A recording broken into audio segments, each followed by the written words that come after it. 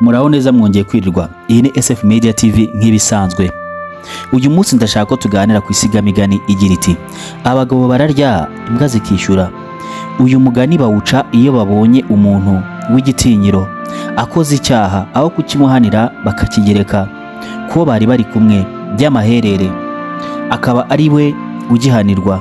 Wakomotse kuri Sebuhoro bwa Rwishyura w'imukarange mu Buganza bugana mu Mutara Byumba, ahasanga mu mwaka w'1860 ubwo hari ku ngoma ya Rwabugiri. Sebuhoro uwo akaba yaravaga inda imwe n'uwitwa Nzigiye, bombi bakaba bene Rwishyura w'umugaragu wa Rwigenza. Rwishyura amaze gupfa, Nzigiye aba ari we umusigarira mu buhake, kuko yari azwi kurusha Sabuhoro.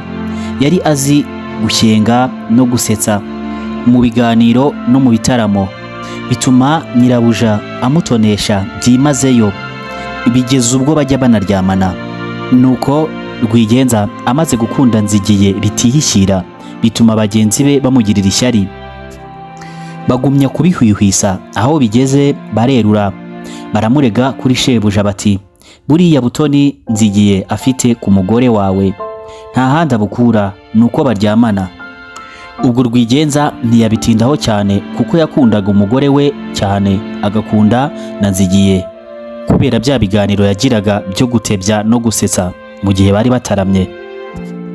Bakomeza kugenda bamurega cyane, bigeze aho Rwigenza arabyemera, arababwira ariko ati ikizabyemeza nuko muzamugenzura mukamufata, naho gukeka gusa ntibyahana umuntu. Abarezi bati ibyo si agatinze, n'ejo tukamugushyikiriza. Batangira ubwo baramugenza, ariko hagati aho iwe asigarirwaho na Sebuhoro. Bidateye kabiri, Mukarwigenza atuma Sebuhoro kuri mukuru we ati ugende umubwire Nzigiye anyitabe vuba kandi muzagarukane. Sebuhoro aragenda arabimubwira, koko baragarukana. Bageze kwa Rwigenza, Nzigiye aramukanya na nyirabuja, barakenga baraganira nk'abantu bari bakumburanye. Bigeze aho akaryana mu mpuzu no mu hururu karabungabunga, barabungwabungwa. Mukarwigenza ahamagara Sebuhoro aramwongorera ati heza abari aho bose, hasigare Nzigiye nawe gusa. Sebuhoro arabaheza. Bamaze kugenda, nyirabuja aramubwira ati hagarara mu rugo uheze, he kugira uwinjira mu nzu. Abarezi banzigiye baba babikenze, bajya mu gico inyuma y'inzu, barubikira Nyamugore na Nzigiye benzika ibyabo. Bamaze gushyikirana, abubikizi baza biruka. Nzigiye yumvise imirindi, ahubuka ku buriri arasimbuka, abacamo aranduruka. Sebuhoro asigaraho ahukwa. Babonye Nzigiye abasize, bafata murumuna we baramukubita ishyi, bamushyira Rwigenza. Bamumukishijeho bati twafashe Nzigiye kuri ya magambo twavuganye araducika, none tukuzaniye murumuna we kuko ari we wari ku muhezo. Rwigenza abyumvise ararakara, ategeka ko baboha Sebuhoro kuko nawe atari karembe.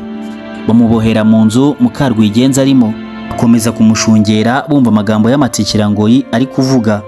Bituma nyirabuja agira ibitwenge, nubwo yari amanjiriwe afite ikimwaro, araturika araseka. Sebuhoro yumvise uwo mugore nawe amusetse, ariyumvira ati naruha Sebutindi, Sebuhoro naruha. Ubonye ngo uwasambanye acike, uwo basambanye nawe yubahuke aseke. Ati abagabo bararya imbwa zikaryozwa, cyangwa imbwa zikishyura. Abari aho bose baraturika baraseka. Inkwekwe isaguka inzu, bituma na Rwigenza ashyira uburakari, nawe araseka, ndetse ategeka ko abohora Sebuhoro. Baramubohora. Amaze kuva ku ngoyi akurikira mukuru we. Bagenda uruhenu bajya gukeza Jari kwa Gacinya ka Rwibika rwa Gahindiro. Nzigiye ahagabana inka aziragirira iwe imukarange, zirondoka zibyara inyana z'imishishe zisa na bike. Bukeye Rwabugiri yugamayo, abonye iyo mishishe Nyirakayongera Mukanzigiye afashe neza, bituma agabira umugabo we Umutara wose n'inka zitwa Urugaga. Nzigiye aratunganirwa.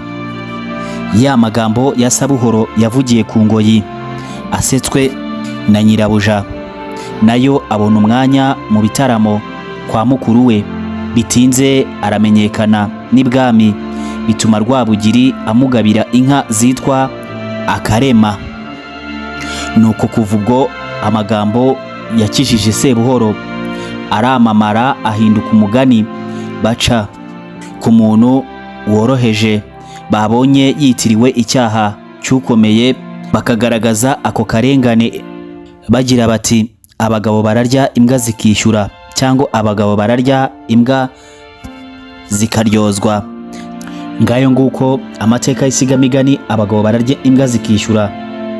Stay on touch. Nge nari kubw'Imana Jean Claude mwabanaga muri kino kiganiro n'ino nkuru.